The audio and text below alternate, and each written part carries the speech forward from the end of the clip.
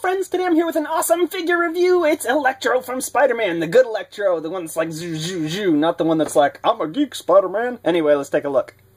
Here's Electro out of the box, and I gotta say, I really love the slender frame that he comes on. I mean, if we look at it up close, it's still all super muscly in an impossible way.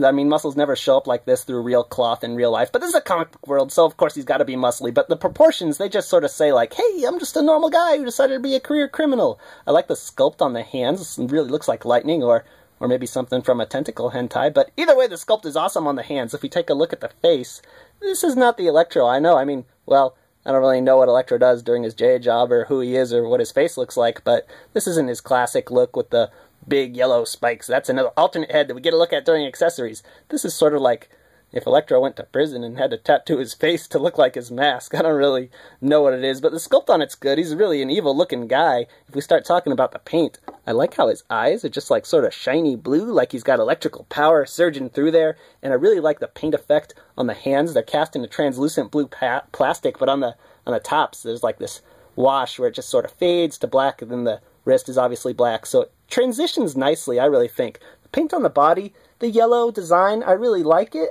I don't think this is his classic design, but I mean, it's close enough. It's just like yellow bolts on a green costume. Looks very good. It's clean all around. No slop on the body. The really excellent paintwork is on the hands and the face, if I can get my thumbs off his face. So Electro's articulation is good, like really good, like probably a little too good for a character like him. He has a ball joint head if we look at the top. It's also on a hinge. I really like that, of course. Wow, he can look up far. He looks up farther than most Mattel Superman or most Spider-Man from this line. He's got some great range here. He has ball joint shoulders, and he has a butterfly hinge that lets them go in and out. He has a cut bicep, double elbows, hinge and swivel wrists, both arms obviously. He has an ab crunch and cut waist. He's got ball joint hips.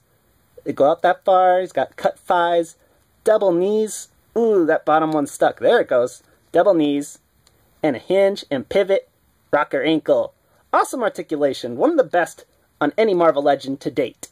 Here was Electro in his packaging. Of course, it's very awesome, like all the Spider-Man Legends figures. On the back, you see his running change. It's the Hobgoblin and the other figures in the wave to build Space Venom, but I don't think I'm going to do that because I don't really want to get, like, Spider-Girl. Well, nothing against girls, but I don't even know who that character is. In the tray, everything's loose, so loose, in fact, that the alternate head just falls right out. But thankfully, there's no twist ties, so you can just pop Electro straight out of the package. Electro comes with two accessories. First is the leg of the Build-A-Figure Space Venom, but I'm just going to put that aside for now because that's not really for him. The cool accessory he gets is an alternate head. Yeah, his classic look. This is the one you want to put on right away. I'm going to pop this head off and just put that head on right away.